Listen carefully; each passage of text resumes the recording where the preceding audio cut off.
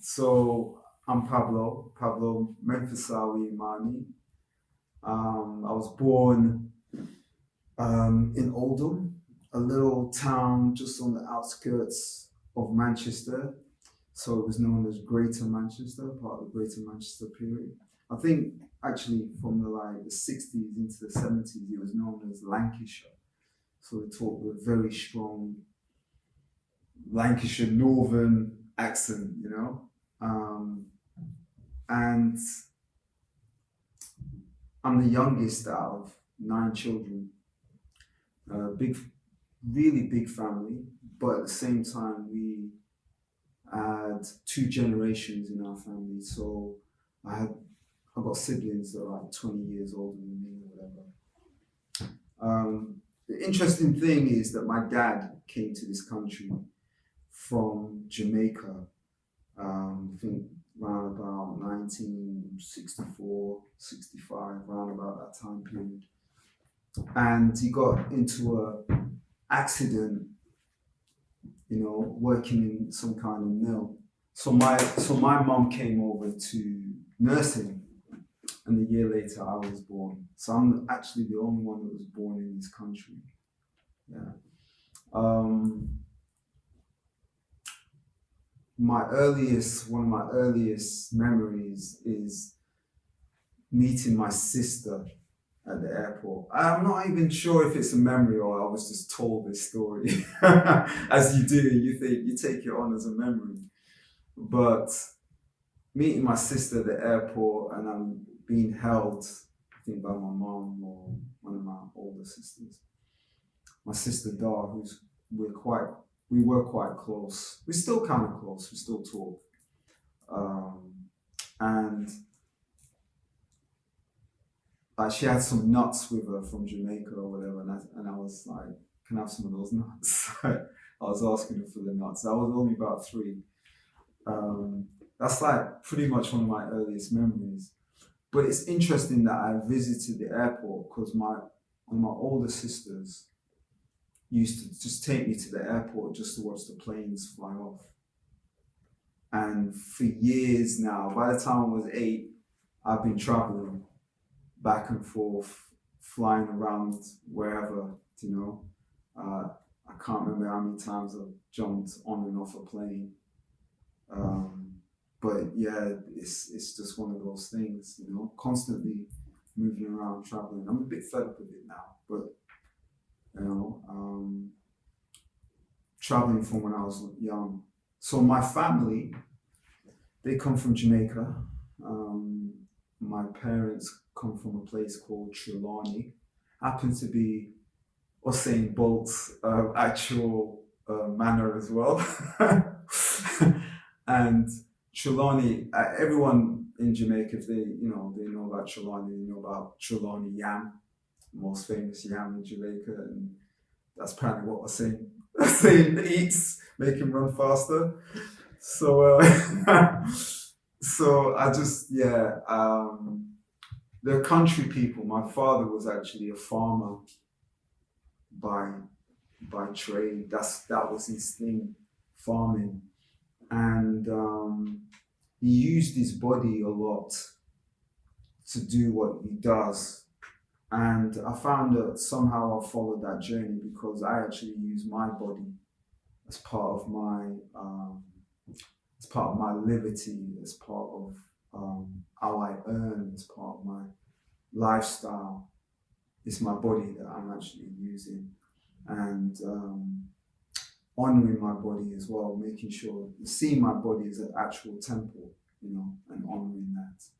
So it's interesting that how we kind of follow our parents' kind of storyline. Might be there might be slightly different narratives on our journey, but the main theme is quite similar, and that's really interesting that I found. So yeah, as a child, I suppose, even though I was youngest out of 9, I felt mostly alone. I was almost like I was a lonely child. Yeah. And I spent a lot of time by myself. I used to take myself out, walk into other villages, spend time in cave, like walking on cliffs and caves and stuff as I was growing up. And I was a bit odd as well. So I did a lot of, I expressed myself through drawing. So I did a lot of drawing. I used to draw every single day. Up to about the age of 19, I would draw every day. And I thought that was my life, that I'm going to be an artist. I'm going to be, I'm just going to move into the art world and stuff. I did for a time period, move into the art world, but somehow I've ended up being known as a yogi. But as a youth, man, I was that kind of youth where my parents would take me somewhere and I'd just go and disappear and go off by myself somewhere. And then when it's time to leave, they're looking for me. Where is he? Where is he? Like sending people out, trying to find me. I'm running off somewhere in a field somewhere. I oftentimes didn't like moving around in the crowd, and I just like being by myself. I had imaginary friends as a child. I had all of that. And there's a story that I often say when I've been asked questions around how did I get into yoga? And that is, my first teachers were cats. So I used to copy their movements from the time I was 4 years old. Watch them play, watch them hunt, watch them relax. And I learned that. And subsequently now, the cat is actually my spirit animal. I didn't know that at the time, but the energy of these 2 cats in my family home, they were tuxedo cats. When I say tuxedo cats, I'm talking about black and white cats, yeah. And Bast and Sakmet, that's what I call them now. I remember them, Bast and Sakmet. And Bast, if anyone doesn't know who Bast is the ancient cosmic force, feminine force of fire, and is represented as a cat in ancient Egypt. And Sakmet is a lioness in ancient Egypt. These 2 were my guardians and my teachers. And I learned so much about the yogic arts from them. So yeah, that's another aspect of my childhood, another aspect of my story. But anyway, I'm growing up. By the time I'm 13, by the time I'm 12, actually, I'm the only African Caribbean person in my class all the way through my secondary school. So once I got into secondary school, I was the only person. So I used to get into fights every single day. Every day I got into a fight. And so I took myself to martial arts. I didn't go home and, say, Mom, Dad, they're picking on me. Even if my mom heard something, she would say, hit him back. Just hit him back,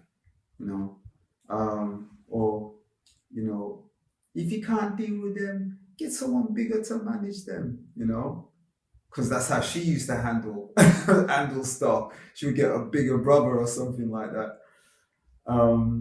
So I took myself to martial arts, and I trained with a master called Master Toddy. He's actually the master that brought Muay Thai to the UK. I trained underneath him for 6 years. Very, very fortunate. And so, but at the same time, I'm getting into trouble. So I get myself involved in a gang. So I'm getting now involved in gang culture, and it was a thing, and I think it is a thing for Black youths who are young warriors that basically need to go through certain rites of passage, but they don't have the what's the word I'm looking for? The structure and the mechanisms are not there in our society in this country for them to go through those those kind of manhood rights. So you get involved in a gang. You're working really with your peers, and that's basically what happened. And so I got involved in all of that, and then my mom tried to beat all of that out of me, because she was all in the church and all of that. So she tried to, get me to, be a church person and all of that. And I did for a little bit, actually. Got deep into it, became a youth leader, youngest youth leader in my region, at 16, youngest youth leader.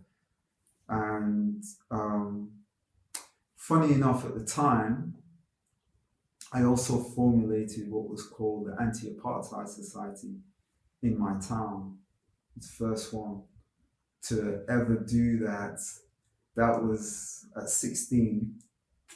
And I remember it was like picketing outside Barclays Bank, because Barclays Bank was so we were picketing and like, yeah, shut it down.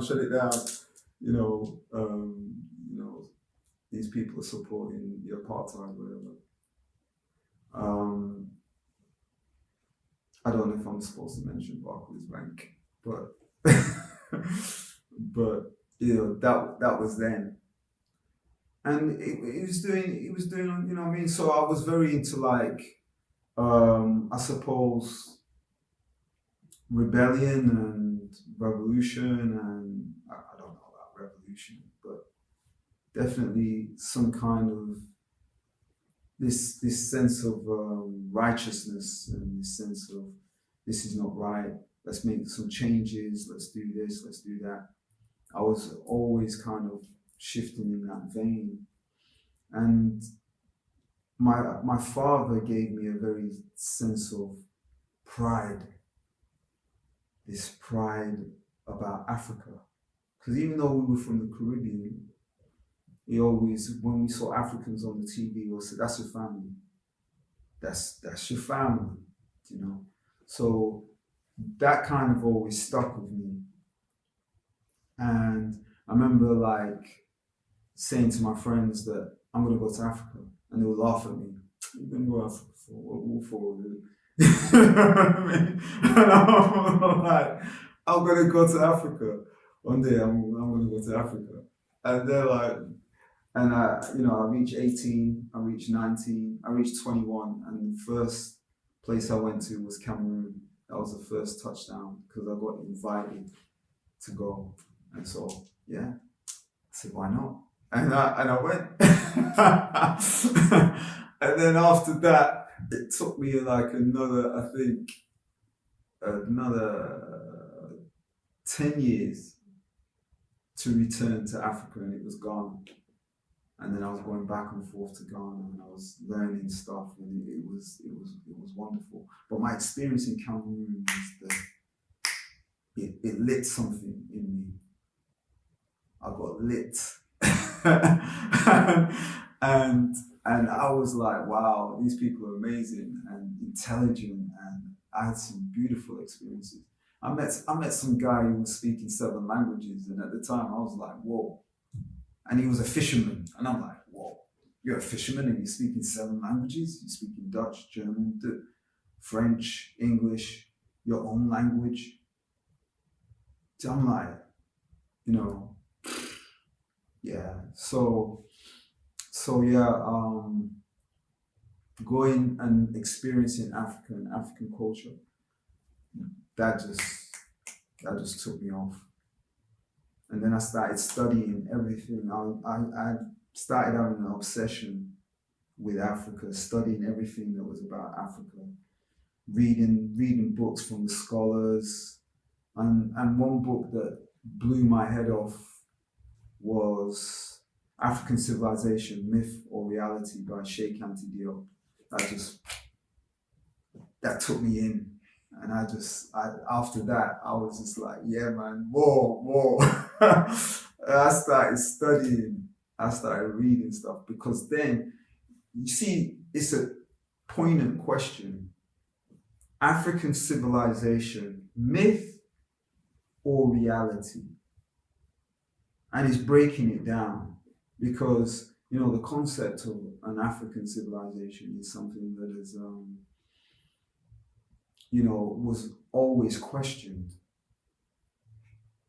And it's like, why?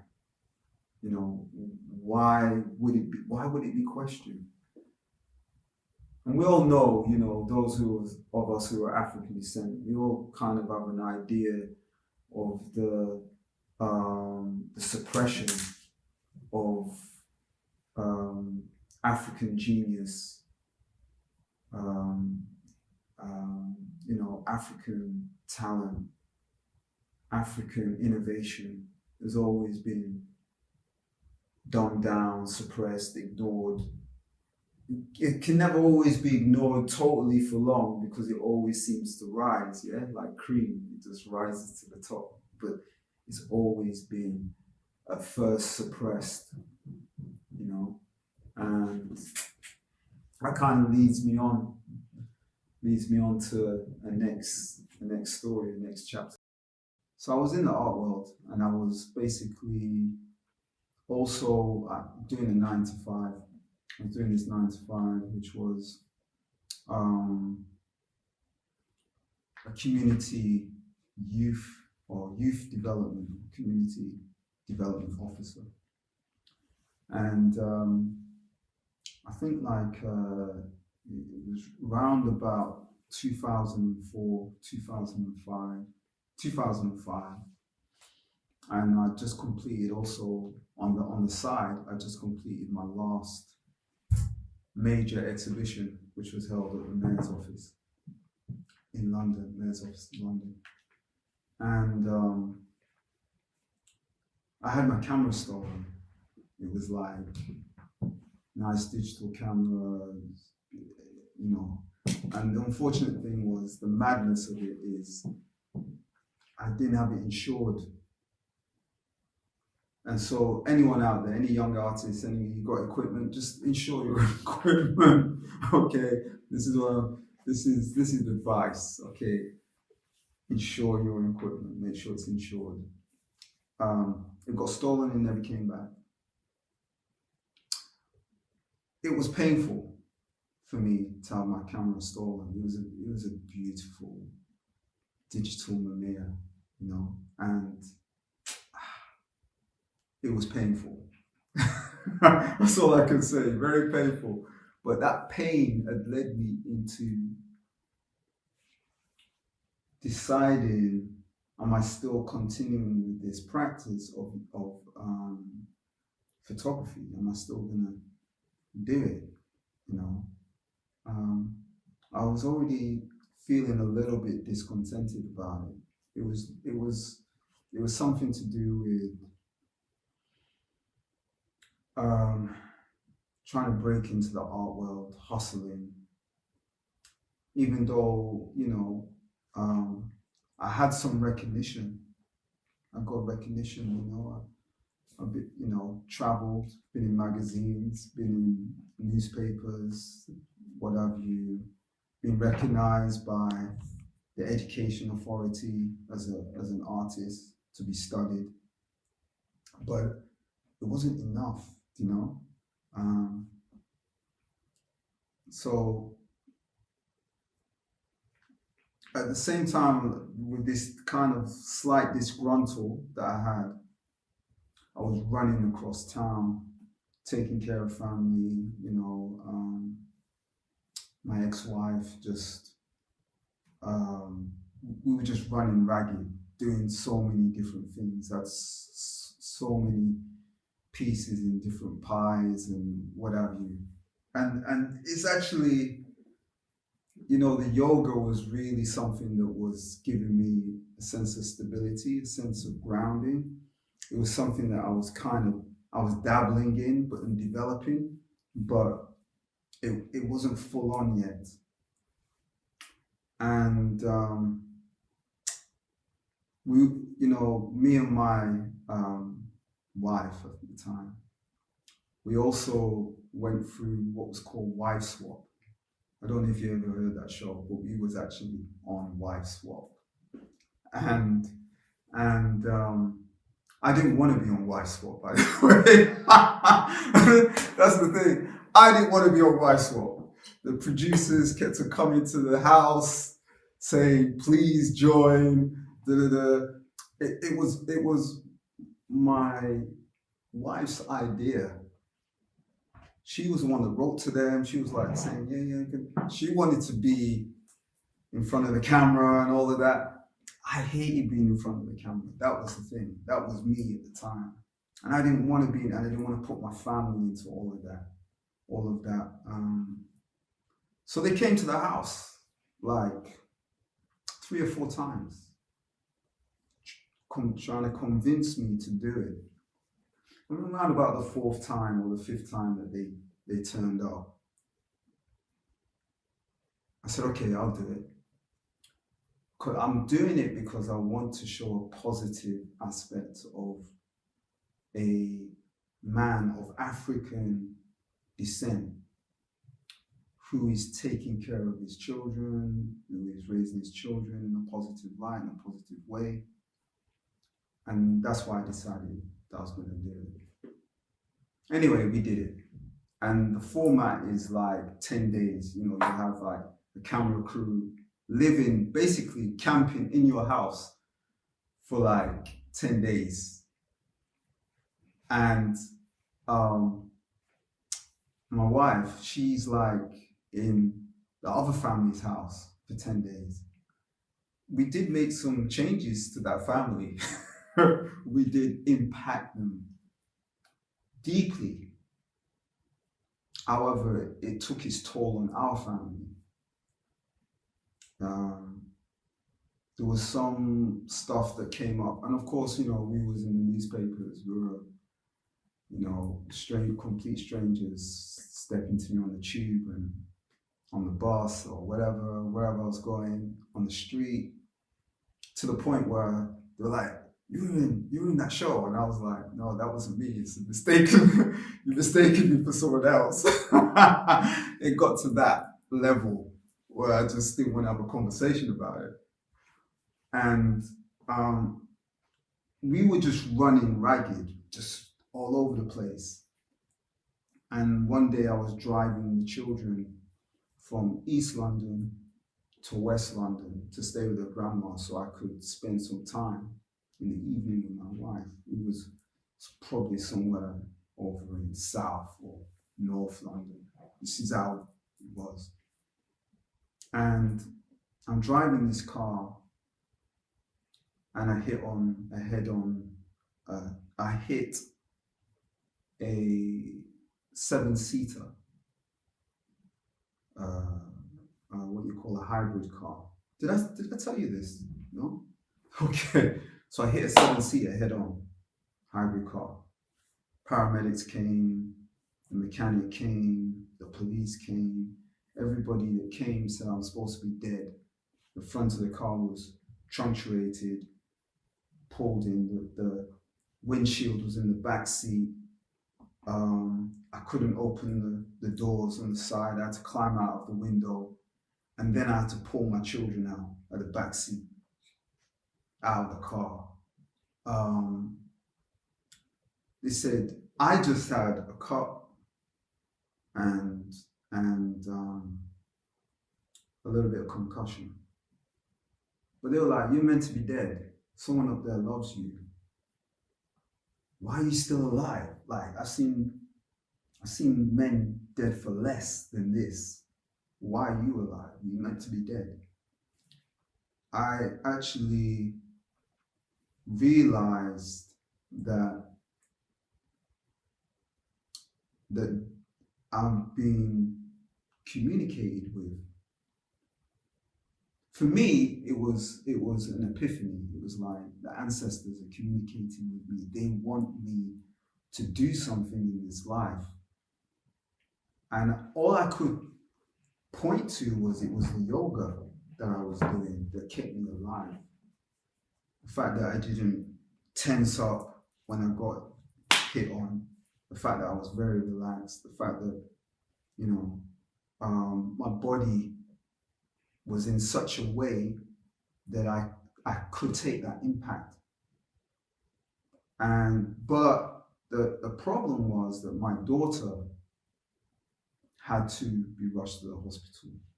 My youngest daughter, 2 years old at the time, had to be rushed to the hospital and had an emergency operation. When I reviewed my life after that, I realized that I have near-death experiences every 3 years. Every 3 years, I would have a near-death experience, like a gun put to my head in Cameroon, being pushed out of a 2-story window, got into a fight. This is in my hoodlum gang, kind of running around with, youngsters. Got into a fight, got pushed into through a 2-story window, and I walked away from that. I've been jumped, I've been beaten to the point of being left to die. And knives pulled on me, and all kinds of stuff happened during my life. Every 3 years, almost drowned when I was a youngster in Jamaica. All these little things were happening, and it all started coming back to me. Something about what my mom used to say, your ears are hard, hard ears, and if you don't hear, you must feel. So I'd always go through these kinetic type of experiences. And when I realized that I had survived, but my daughter needed to have an emergency operation unless she would die, I realized that's where I've got to stop. Whatever I am doing, and focus now on what I've been called on this planet to do. So I took myself to Ghana. I was in a hotel. And actually, it wasn't that I took myself to Ghana. I joined a program, a volunteering program, African Foundation for Development. And they took me to Ghana. And I ended up being in a hotel, working for them. But at the same time, it was just me and another guy. I'm sitting in my hotel room and I'm reading an Osho book. I think it's Freedom and Aloneness, it's called. Freedom and Love and Aloneness, something like that. And I had another epiphany while reading that book. And I realized that I'm not going to renew my contract as a community development officer. I'm going to go and do Afrikan Yoga full time. That was it for me. I'm on the motherland, I'm getting inspiration, and I'm like, this is it. This is what I'm going to do now. And that was like about, how long ago was that? Maybe 20 years ago, around about 20 years ago. I said, this is what I'm going to do. So I come back, I don't renew my contract's up, I don't renew it. I don't try and get another 9 to 5. I don't try and get back into photography. I go straight And I start setting up classes, and I start doing that, just doing the yoga. And it was deemed for me to do that yoga, to do this particular yoga, excuse me. It's deemed for me to do it. And the reason is that I also had an endorsement from the sisters. And it's always beautiful when you get endorsement from sisters, Like, they are, it's almost reminiscent of when a king is put on a throne. You hear about the throne is actually ruled by the Queen Mother, and she puts you. A king is not allowed to rule in Africa unless a Queen Mother puts him there. Particularly amongst the Ashanti people in Ghana. And it was like I had been given the push. I used to go to a sister circle in Brixton. In fact, they invited me to teach yoga there in the sister circle. I wasn't a teacher at the time, but they were like, we hear you doing yoga. We would like you to come down and show us. And I said, well, I don't teach. I was not confident. I was not experienced and all of that. But they were like, come down and teach. So I said, okay, I'll come. I won't teach, but I'll share. So I started sharing. They enjoyed it, so they invited me the following month. And I shared. And they enjoyed it, so they invited me the following month. And the third time, they were like, the leader of the sister circle was like this to me. You're good. You should teach. And I was like, oh, I don't know, I'm more on the shy side. So I'm more of a quiet, a doer, not a talker, a doer, more, behind the scenes sort of thing. And she was like, no, you should teach. And so that's when it occurred to me as well that this is what I'm supposed to be doing. So when I went away to Africa and then came back from Africa, I'm like, this is it. I'm setting my stall out now. This is what I'm going to do. So that's that story of how I got into it. How I got into it. So there was like several ways I was being reached and contacted. One, near-death experience. Because truth of the matter is that anyone who's making any shifts, especially if you feel that this is your life, you're stubborn about it, and you can't make that breakthrough, you don't know how to make that breakthrough, the universe is going to find a way to show you how to get there. Sometimes it's just a matter of trust. It's a matter of just going with it, going with the flow. For some people, they find it very difficult to go with the flow. And this is primarily part of my work, is to help ones go with the flow. This is primarily the thing about yoga, is to help ones to be able to breathe into the shifts and the changes, and be able to relax through those shifts and changes. But ones get tensed up when there's a change coming. And as you can see in recent years, that's happened to a lot of people. It's broken a lot of people down. But the idea is to relax, because something's going to reveal itself.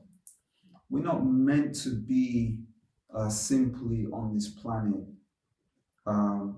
working at just over broke. You know what I'm talking about? Just over broke, JOB. We're not meant to be just here doing that. We're not meant to be here just having children and a house and, a car, and that's it. We are an expression of the divine. We're meant to be here to enjoy as much as we can and experience as much as we can. And we're almost like, we're almost like we're gathering data for the divine to even make this place even a better place. And each and every one of us is on that journey, but some of us get caught up and not realizing that we are just a full expression of the Creator, and we're co-creating. And so by doing that, we're able to just more or less go with the flow, no matter how it is, because it's just it's an experience. And when you go with the flow, it just makes your life a lot more easier, a lot more better. And another thing is this: don't get too attached. Attachment. All the teachers are going to tell you this. All the wise sages, the Buddhas, they're all going to tell you about being attached to people, places, and things. And most of us are attached to things, and you have to move beyond that. There's so many things I have lost. I've lost a home. I've lost so many things. I've lost what I thought was my life's work. My artworks. It's all gone. So it's not a matter of getting attached to things. And trust me, it was painful when you wake up and you realize your stuff is gone. So yeah, that's another aspect of it, is not being wrapped up in your things. And then the people, that's a tough one. The people, that can be very tough, because when you're talking mostly with people, it's family. You're getting wrapped up with trying to control certain situations in your family, trying to control your loved ones, wishing that they would be better, do better. I wish they could do this. I wish they would change this. I wish they would embrace this. But you have to let all of that go. You have to let them be. Allow them to be. As long as you're focused on the love within your own being, the love within your own self, then, they're going to be fine. So it's really, that's another one, attached to people.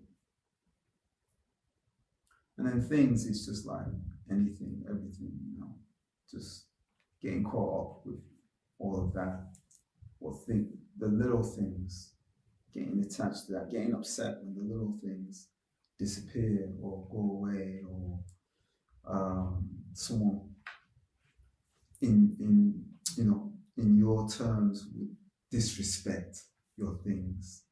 That's another thing that we have to let go, because we put things in front of human beings, in front of people. Yeah, and that creates a separation.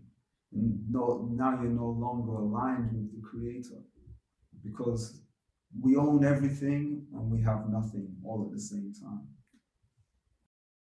So, so I started off really developing this practice. First it was focus on myself, focus on my body, testing my body. You may have heard many times that I've said that, I came in with a bad back problem. I had issues with my back. When I sat down cross-legged, my knees will be up towards my ears. I was just like, I had some flexibility, but I was just pretty much like, almost like everybody else coming in, even though, I'd done a lot of sports in school, did martial arts, did a little bit of dance. So I had all of those aspects. But when I got back into the yoga, like really getting into yoga and working on my body, it was a real journey. It was a serious journey, experimenting on my body. So what I did was this. Firstly, when I first developed a kind of discipline, this was kind of like my path. One, I created a timetable for myself. This is what I'm going to do each day. This is the kind of activity that I will do. And I included in that timetable not just physical practice, meditation practice, a studying practice. Okay. So I said, this is what I'm going to do on a Monday. And I'll do like more of a flowing movement. I'll work on all the flowing dance-like movements that you now see in African yoga today. Yeah, working with the elements, earth, water, air, and fire. I would incorporate that into my daily routine, not my daily routine, into the Monday routine. Because Monday is a feminine day.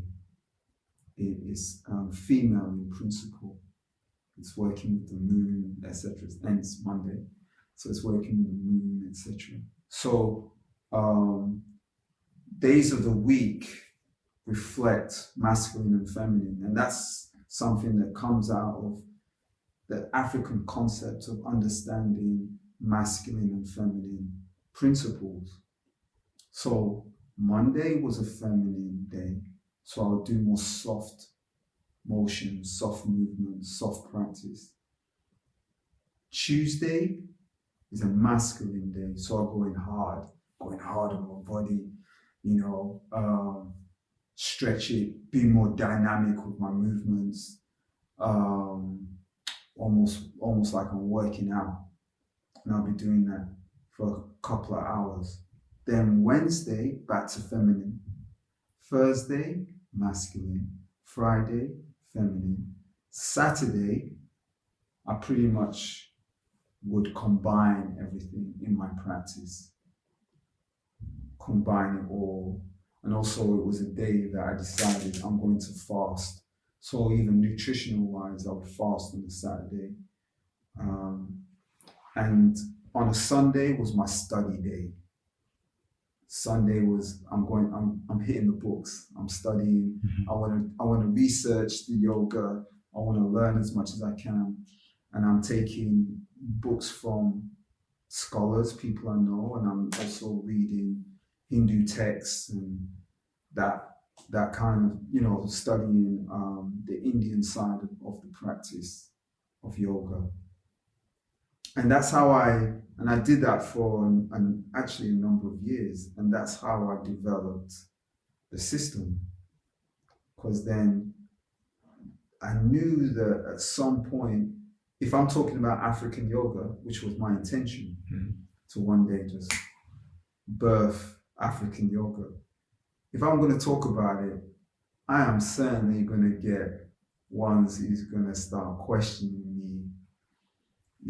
I'm going to get ones who's going to want to pull me up, pull me apart, kick me to the curb, break it down, break it down. Yeah, who's this Johnny come lately sometime?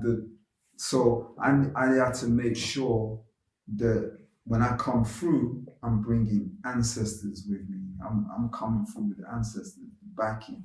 So I would do the research into African history, into studying, pulling different aspects from around the globe, making the connections of practices around the world, and particularly where we've been. Africans have been all over the world in ancient times. In fact, one of the ancient names of Africa is Tama-re. It means the beloved earth. And it didn't just refer to Africa itself, it referred to the whole planet. And we've been all over the place. We navigated the globe before anybody else did. And the stories about that Mansa Musa going to the Americas, before Columbus did, etc., etc. You know, we've traveled. You go into ancient Japan, you find that we was there. Ancient China, we was there. Ancient Europe, we were there. Going to, when they talk about the Celts and, you know, the Irish talk about, you know, the ancient Celts, and the Scottish talk about them. They say, what? They were dark people. They were with curly hair. They were black people. You go into Mexico, Olmecs, etc. You go into that whole culture. That's before the Aztecs. That's before the Mayans. Olmecs. We were there, the big stone heads. So I had to study all those things because I knew that if I'm going to make this connection of yoga and Africa, that, yeah, I'm going to have challenges. And I did. I got them. I got the debates online, as you do. I think it was like the days of MySpace and all of that. I got the debates online where people would try and debate me and say there's no yoga coming out of Africa, and etc., etc. But the question is this: do you want me to stop? I wanted to ask you a question because you discussed about the links between places, and I know you can pull on stuff like, I want to hear you draw on stuff like I've heard from here, that from Congo. Okay. Oh, okay. All right, I'm not going to put that one in. Okay, well, let me tell you a little bit about yoga in Africa. For instance, first of all, it's not known as yoga in the terms of the Sanskrit wording of yoga, even though the word yoga does exist in African language. The actual word, yes, does exist. In Uganda, for instance, there's a particular group in the West, clan, tribe in the West. Yoga is in their language. And they repeat the word. So they say yoga, yoga. Now, it means jubilation. It's a celebration. It's also used in throughout East Africa. That word is there. It's in existence amongst languages in East Africa. So it's not just the Sanskrit terminology for yoking and binding and creating that union. You got to understand that anyone who's studying languages, anyone who's gone through any kind of background in language will find that there's lots of connections. And that's what I found. I found lots of various connections from South Asian language to Wolof, etc. It's not that I'm a person who studies all of that, but I've looked at scholars who studied that, like Theophile Abeng. He's one guy who actually is from the Congo, who broke all of that down and went into that. So there's many similarities. So when I had these debates, it would be like, I would also talk about the similarities, not so much the difference. So they debate me and I'll say, okay, well, you know, the funeral, the way Africans bury the dead is the same way the Indians used to bury their dead. You know, there's word sounds for mother. There's word sounds for mother. They're the same in India or ancient India. And by the way, you know that India was not always called India. It was known as Indus Kush. If it was known as Indus Kush, what is that telling you? Because Ethiopia was known as Kush. And from my understanding, India or Indus Kush was a colony of Ethiopia. You know, so if it's a colony of Ethiopia, then there must have been some kind of exchange of customs, culture, language, all of that. And so that is the interesting thing. That's what I found interesting. And so I'm combining the understanding and the history of what is actually happening in the Nile Valley to what is happening in the Indus Valley. Yeah, there's the two. There's the Nile and there's the Indus Valley. Things are going on along the Nile, and things are going along the Indus, and there are very similar things happening that is coming out of that. There is practices, there is ways of life that is happening. So I was like, I think I'm on the right track here, doing what I'm doing. I might be pretty much the only voice that is talking about this, but it doesn't matter. What matters is that it's important to see what I see, because I've seen it, and it's important that others can see it too, because it seems to be obvious to me. Now, I say I'm the only voice at the time that was talking about it, because there were other scholars that was making lots of references simply to Egypt. But I was not just making references to Egypt. I was making references to the whole of Africa. I was making reference to the Akans. I'm making reference to the Yoruba and the Igbo. I was making reference to the Dogon, making reference to the people in the Congo. I was making reference to the Zulus, making reference to the Maasai and the Samburu. You know, that, and even the Ugandans, yeah, that there's a connection with all these groups of people with ancient Egypt. In fact, all of them said they came from there. They came out of ancient Egypt. So then my question is this: what is Egypt really? And Egypt is just a name by the Greeks for a particular corner of Africa. But that corner of Africa would not have amassed so much power and civilization without the rest of the continent. And I started looking at that. And that's how the term African Yoga came about. Because now, yes, it's not just about the kinetic,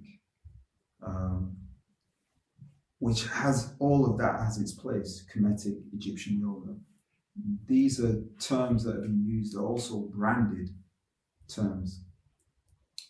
But African, let us have Africa in mind, okay? Because when you think about Egypt, like when I was at school and I was taught about Egypt, Egypt was in the Middle East.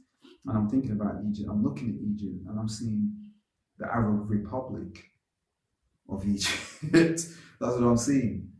And when I go there, you know, straight up, I am seeing people who come from Arabia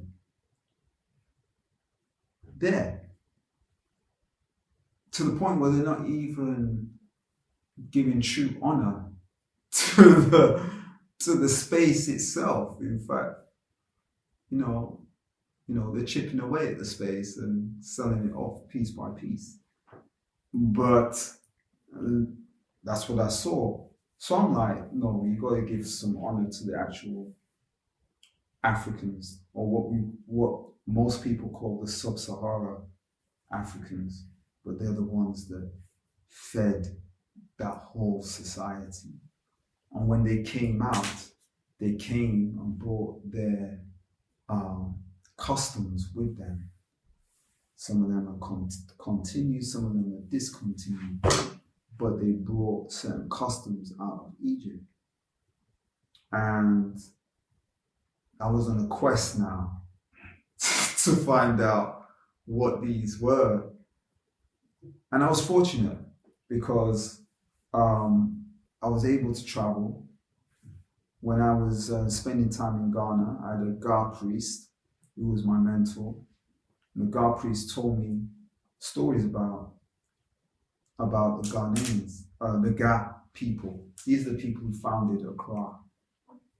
And it was basically two brothers who came from Nigeria, came down and they founded that they landed on that beach and said, okay, this is where we're going to settle. And the descendants of the Ga said that they came from Egypt, and they still carry certain rituals and customs.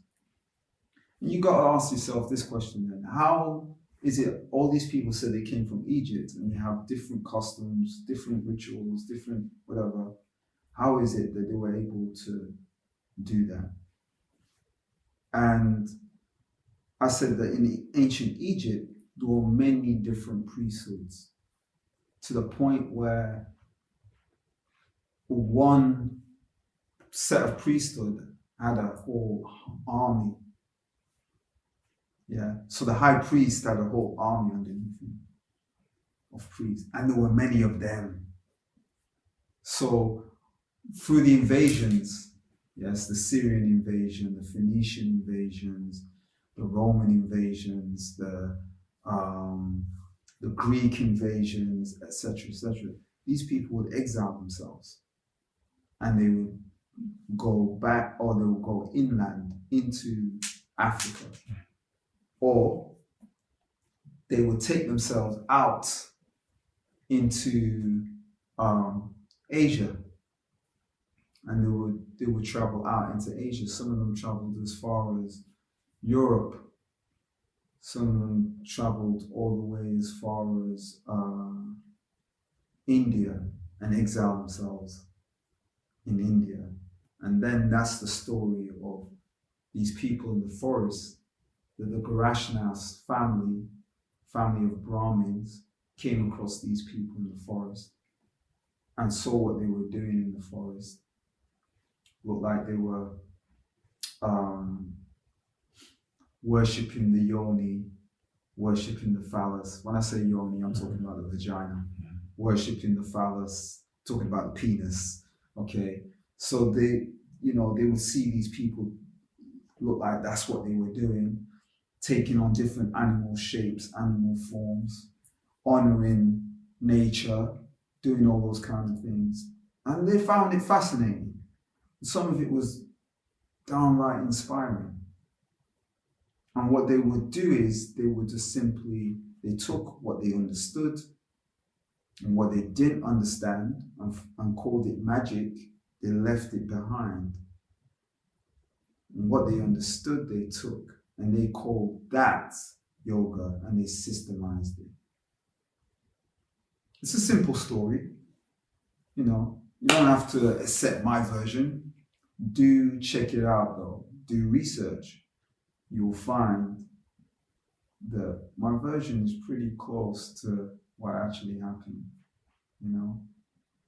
But none of us were there, right?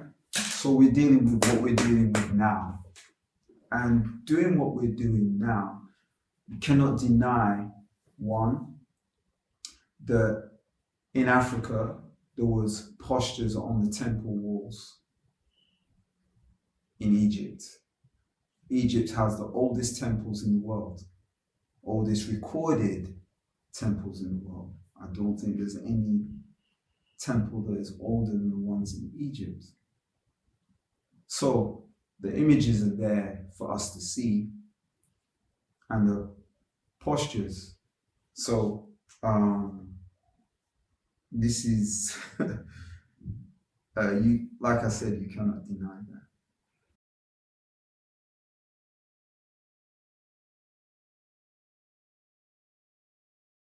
Okay, so this practice is developed, and with it comes breath work, with it comes stretching, just simple stretching postures. With it comes meditation, mindfulness. Nowadays, that's what it's known as, right? So with it comes meditation and movement, dance-like movement, flowing, fluid movement with the body, etc. And a lot of people are going through different things in their lives, traumatic things. They're seeking cures for things that are really simple to deal with and cure, but they're going to certain professionals who, without their disease, wouldn't have any food to eat. So, it's like a system. It's like a vicious cycle almost. Where African yoga steps in with that is that, one, it gives you the awareness of your body, the self-awareness. Two, it helps to provide a discipline when you can go in, and also you can deal with your nutrition. Now, when I talk about nutrition, I'll talk from an African concept of nutrition. An African concept of nutrition is internal hygiene. So we don't really call it nutrition, we call it internal hygiene, the way you eat. So eating clean, cleansing the body. So from the ancient concept, that's what it would be. So then a lot of our ailments, a lot of things that are coming up for us, whether it be skin disruptions, whether it be liver failure, whether it be tumors, etc., etc. A lot of it is to do with our food intake, that when we eat food, how we eat food, the diet, etc. Lack of drinking water, all of those things. African yoga instructs us on that, how to manage that, how to learn what to eat. It's really important aspect. The other thing is stretching. Now, a lot of people don't realize that stretching is so natural. It is so part of the human body. It's the first thing you would do when you actually wake up.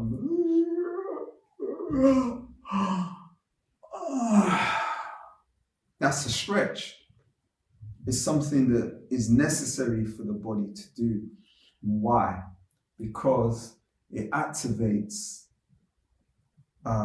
certain aspects of your brain fluid in your body, like the cerebral spinal fluid, the synovial fluid in the joints. When you're doing that, it's also stimulating certain hormones. It's bringing in oxytocin, it's bringing in dopamine, it's bringing in, endorphins, those happy hormones that you get, right? Kind of like the happiness when you just had some chocolate. It's bringing in those aspects into. It's helping to relieve you from cortisol, which breaks down the body. Okay. It's allowing you to de-stress and relax, so you're not producing so much adrenaline in your body. So it's actually helping you to de-stress yourself when you're, of course, stretching and using breath. Now, the breathing is a very important aspect. So breathing, learning how to breathe, that's one of the first things you learn when you delve into the African yoga system. Actually, any yoga system. But specifically, when you delve into the African yoga system, learning how to breathe properly, what we call drawing in light energy into your body. We call this energy raw energy, or Sekem. So when you're drawing in that energy into your body, and you're doing it with an intention, you begin to actually feel and realize that your cells are rejuvenating and they're replenishing, they're allowing you to go back to your original DNA blueprint with that awareness. And then people say, well, why do you look so young? Why is it that you're still able to touch your toes, bring your head to your knees and all that kind of stuff? Why are you able to do that? And that's simply because of stretching, eating well, good lifestyle, good thoughts.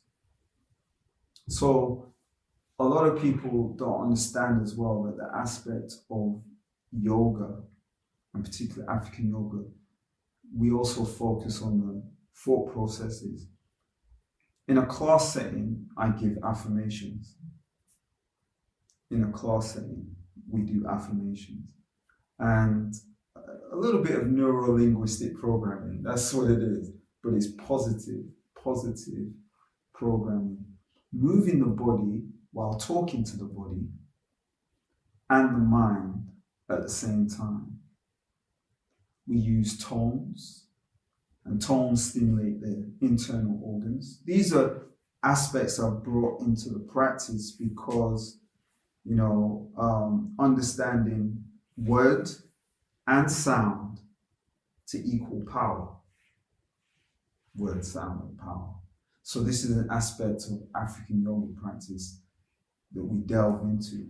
And then, at the same time, bringing awareness of the elements, being aware of the fire within you, being aware of the air around you, being aware of the water that is rolling through your veins and that you are water.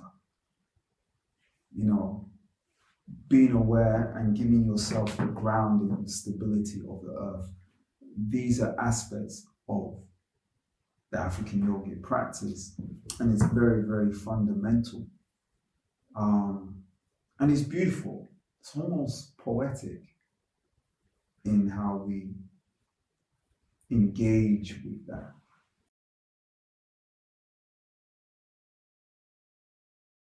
With this practice, what this practice has allowed me to do, it's allowed me to travel as well. I've been fortunate, but at the same time, as a custodian of a system, I have to travel. It's one of those things where I have to share it and people want to know about it. So it's allowed me to go to different parts of Europe, France, Germany, the Netherlands, Spain, just different aspects of Europe, and reach people. I've had people as far as Russia being interested in African yoga and looking to be involved in it. But people want me to come to Taiwan, South America, etc., etc. But my love is Africa. That's my main space. And now that I'm in Kenya, I've traveled different aspects of Africa, doing classes and seminars and talking to people about African yoga. And now I'm settled in Kenya. I want to root it down even more and let more people be aware of the practice, because I think yoga has grown tremendously, and especially in the last couple of years, it is the thing to do because people are locked up in their homes, what have you. So they're looking online to keep active, and yoga is an offering online for people to keep active. So they're like, okay, yeah, I should try that out. And so that's how it's kind of amassed in a short space of time as well. And in Africa, it's amassed in a lot of ways. There are people coming into Africa, expats, who are teaching, but they're teaching mainly from Indian and European perspective. So my goal is to establish and root and spread those roots of the African system in Africa, in the different countries, starting with the East and then shifting to the South and the West, and allowing people to learn more about the system. And because I've written a book, the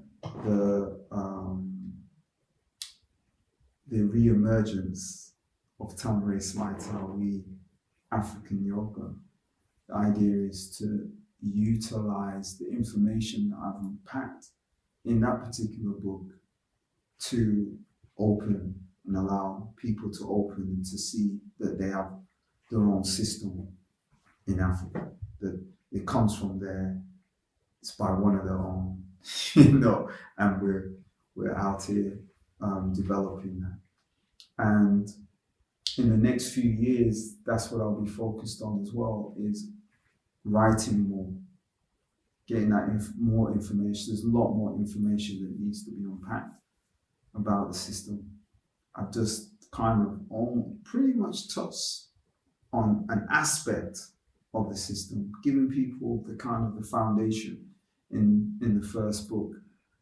But second book, meditation, African yoga for children, all kinds of I won't go into titles just now, but it's early days yet, but all aspects of life and delving into that. And of course the things that I'm interested in, things I'm passionate about, that I want to share.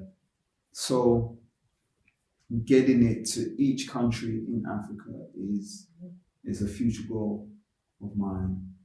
And it might not happen in my lifetime. I'm thinking like 45 African countries, that's a goal.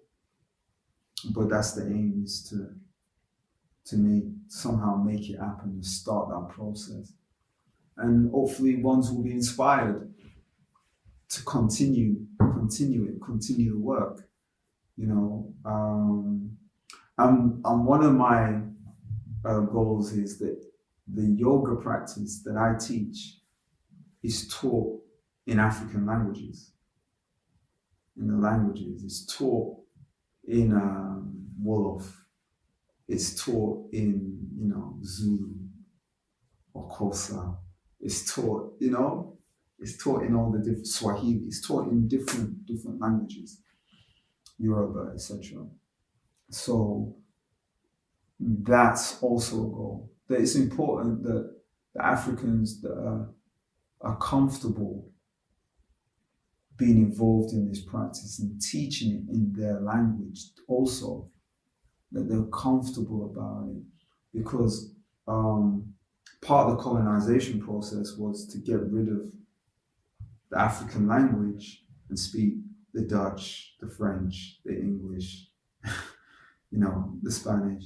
That's part of the colonization process.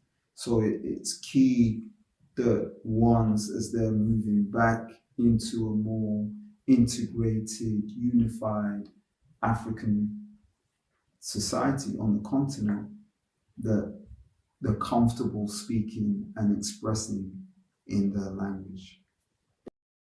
There's a generation that's coming up that is, wonderfully proud of their heritage. They're seeing through a lot of the misinformation that has been put out about themselves and about their culture, etc. There's a lot of people that are now the young generation, that are coming through that are like, something's not right about this, I'm not feeling comfortable with this. People are wanting to repatriate, they want to go back to Africa, they want to check out Africa. They've got that pull, that call, just like how I had that pull and that call, that there's something not quite right about me being in the Americas or in Europe or whatever. I actually want to go and see. And in fact, there's been an ongoing, don't go to Africa. It's dangerous. It's this. It's that. It's the, you know, you're gonna have malaria. You're gonna get eaten by bugs. All these little things that people try and say to dissuade ones from returning, or or checking it out. My saying to you is go check it out. Don't be put off. Go and see your family, as my dad would say. That's your family. Go see your family. Come and see me. I'm there. I'm in Kenya, and this is open. It's open for you to come. And also, if you're interested, not just in Africa, not just in repatriation, but you're interested in a rejuvenation of your spirit, a growth, an expansion. You want to delve deeper. You want to learn a little bit more about the land. You want to learn a little bit more about nature and the metaphysical aspects of all of that, and practicing and feeling good in your body and feeling healthy and all of that, because you get more and more inspired when you open your body up. When you begin to open your body up, more things, more opportunities start coming. When you have a closed body, then basically you're in more or less protection mode. You're in survival mode. You're not in a thriving mode. When you start to open up, you start to be more in a thriving mode, more opportunities come around. So come and see me. You can find me there. Whatever, check out the links. Just check out the links and come and see me. And let's have a conversation, and let's see how somehow I can assist you further in that expansion, in that growth.